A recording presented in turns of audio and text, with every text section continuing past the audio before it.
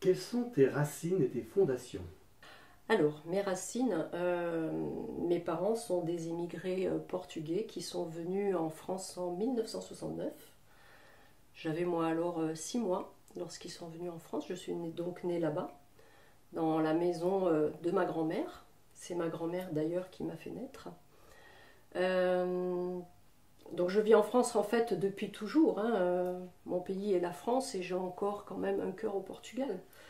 Mais qu'est-ce qui me construit? Ce sont les valeurs que m'ont données mes parents. C'est-à-dire les valeurs de l'époque, de la vie certainement difficile qu'ils ont eue eux à l'époque là-bas, puisque le Portugal était sous dictature. À ce moment-là, c'est pour ça qu'ils sont venus en France. Euh, les valeurs, c'est le respect déjà, le travail, la famille. Voilà, je pense que c'est les 3 valeurs les plus importantes. Tu as eu l'occasion de retourner au Portugal? Oh, j'y vais presque tous les ans. J'ai ce besoin d'y revenir parce que même si je n'ai pas vécu là-bas, on y allait tous les ans en vacances avec mes parents, donc j'ai des habitudes. J'ai ce besoin d'y revenir et de me ressourcer là-bas. Ça m'apaise en fait. C'est une vie différente de celle qu'on a toute l'année ici. Bien sûr, c'est des vacances, mais tout est plus calme, tout est plus doux, je dirais. Et, et c'est beaucoup plus ressourçant en fait. Où est-ce que tu vas au Portugal? Dans le nord. Je suis dans le nord, dans les montagnes. Et donc dans un petit village en montagne qui est rempli de partout d'oliviers, de vignes. Et j'ai encore de la famille là-bas. J'ai encore de la famille aussi. Donc je suis toujours heureuse de les voir. Qu'est-ce que tu peux nous dire de tes parents? Alors mes parents étaient, puisque je n'ai plus mon papa malheureusement, mes parents étaient un couple où mon père a beaucoup travaillé. Il était maçon, comme beaucoup de Portugais. Son métier réel, c'était tailleur de pierre, en fait. Ma mère, elle, n'a quasiment pas travaillé parce que je viens d'une famille nombreuse de 8 enfants. Donc, ma mère s'occupait des enfants à la maison et je suis la troisième. Donc, il n'y avait que mon père qui travaillait. On était quand même une famille assez modeste, mais je n'ai manqué de rien. Et surtout pas d'amour. Au-delà des valeurs que tu as évoquées tout à l'heure, qu'est-ce que tu as appris de tes parents? Ce que j'ai appris de mes parents, c'est que, comme beaucoup de Portugais qui sont venus à l'époque en France, beaucoup ont fait, ont fait richesse en fait en venant travailler en France. Lorsqu'ils vont là-bas, montrent leur richesse. Ce que mes parents n'étaient pas du tout. Lorsqu'ils allaient là-bas en vacances, ils y allaient pour profiter de la famille. Leur richesse à eux, c'était d'avoir fait des hommes et des femmes que nous sommes devenus aujourd'hui. Quel enfant tu étais? Alors j'étais une petite fille plutôt, je dirais, joyeuse, mais qui défiait un petit peu les lois, qui aimait faire les interdits, je dirais. Donc j'étais assez sermonnée. Mais j'aimais beaucoup jouer dehors, gambader, profiter de la nature, être avec mes amis. Étant enfant, j'aimais quand même faire pas mal de choses, style grimper aux arbres, des choses comme ça. J'aimais bien jouer au foot. J'ai fait partie d'une équipe de foot étant petite. On était 2 filles dans l'équipe et ça déplaisait énormément à ma mère, mais bon. Pour une fois, elle ne m'avait pas interdit quand même. Toi et ta sœur ou 2 autres filles? Non, c'était une autre fille. Non, j'étais la seule de ma famille à aller jouer au foot. J'étais un petit peu un garçon manqué quand même quand j'étais fille. Quand même, J'aimais faire pas mal de choses que devaient faire les... Et c'était peut-être parce que les garçons avaient plus de possibilités et que nous, c'était interdit. Du coup, j'allais vers l'interdit, en fait. Je pense.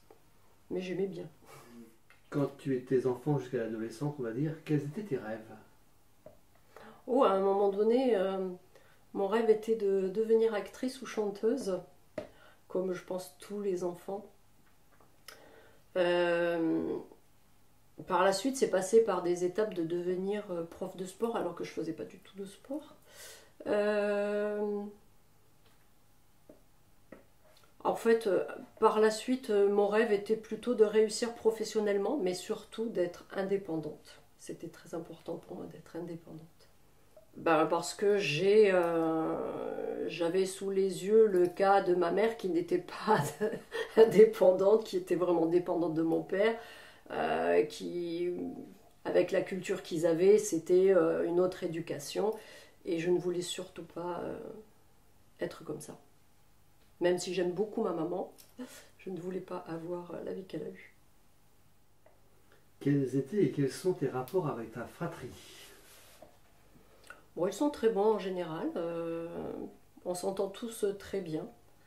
Il n'y a pas de souci. Il peut y avoir des petites chamailleries, mais ça ne va jamais très loin. En général, de la plus âgée au plus jeune, il y a 20 ans d'écart quasiment. Et on s'entend tous très bien.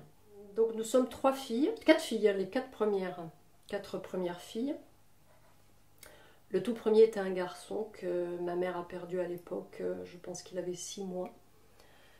Par la suite, donc, ils ont eu 4 filles, un garçon, une autre fille et 2 autres garçons.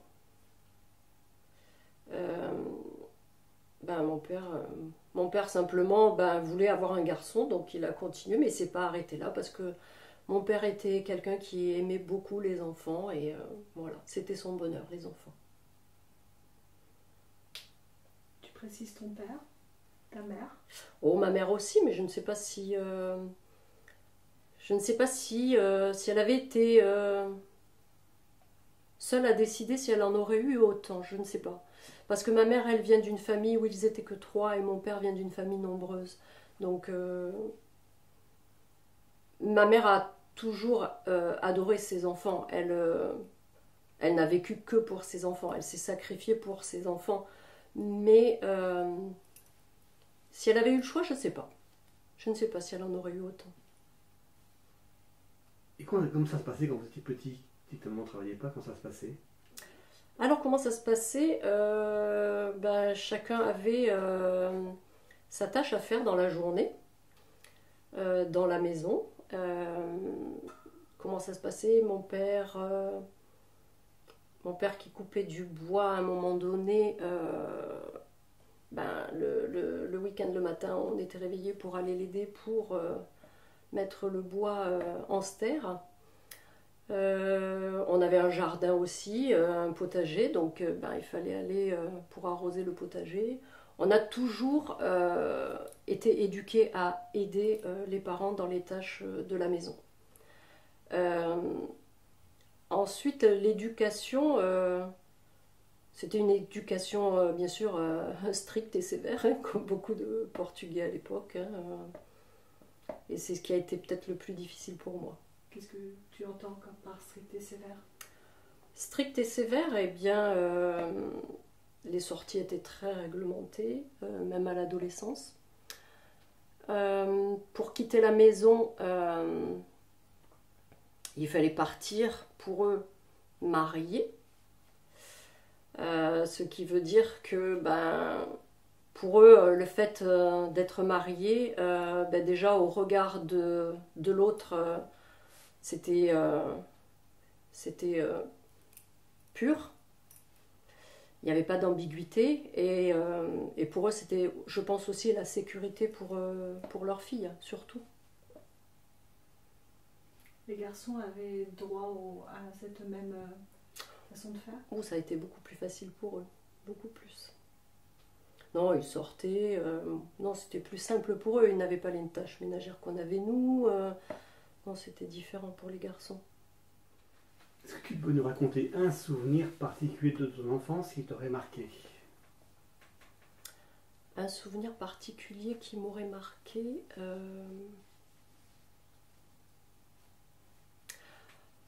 Je pense que j'en ai plusieurs, mais celui qui me vient en tête, c'était un soir où, en sortant de l'école, où je devais être au CP, je pense, ou maternelle. À ce moment-là, c'était ma grand-mère qui nous gardait parce que ma mère travaillait. Et en sortant de l'école, ben, j'ai eu la bonne idée de ne pas rentrer à la maison avec mes sœurs. J'ai voulu aller au terrain de foot avec des amis. Ce que j'ai fait, et je jouais avec mes amis quand au loin je vois ma grand-mère arriver. Elle est venue me récupérer, mais elle était très en colère. Voilà, c'est un de mes souvenirs qui reste en mémoire parce que c'était ma grand-mère, une personne que j'affectionne beaucoup, beaucoup. Tu parles de ta grand-mère, donc ils sont venus aussi en même temps que tes parents en France? Ma grand-mère était seule, hein, je n'avais plus mon grand-père. À un moment donné, elle est venue, oui, pour s'occuper de nous, pour que ma mère puisse travailler. Ça a duré peu longtemps. Durant ta scolarité, quel élève tu étais? Oh, j'étais une élève moyenne, mais je me donnais pas trop les moyens de travailler en fait. Je zappais un peu le travail parce que ben, j'avais plus envie de m'amuser. Oui, c'est ça, j'avais plus envie de m'amuser. Et puis, ouais, j'étais pas de mauvaise élève. J'aurais pu être mieux. J'aurais pu être mieux. L'école m'ennuyait beaucoup. Je trouvais que je perdais du temps à l'école. Chose que j'ai réalisée beaucoup plus tard. Qui a été vraiment... Aujourd'hui, c'est un de mes regrets quand même, l'école. De ne pas avoir travaillé plus. Parce que quand je me suis réveillée, que j'aimais ce que je faisais, je me suis mise à travailler et quand on commence, c'est peut-être pour ça que je fais toutes ces formations aujourd'hui aussi. Quand on commence là-dedans, en fait, on s'arrête jamais. On a toujours envie, le besoin de savoir, d'apprendre. Et moi, il m'est venu très tard. Très très tard, malheureusement.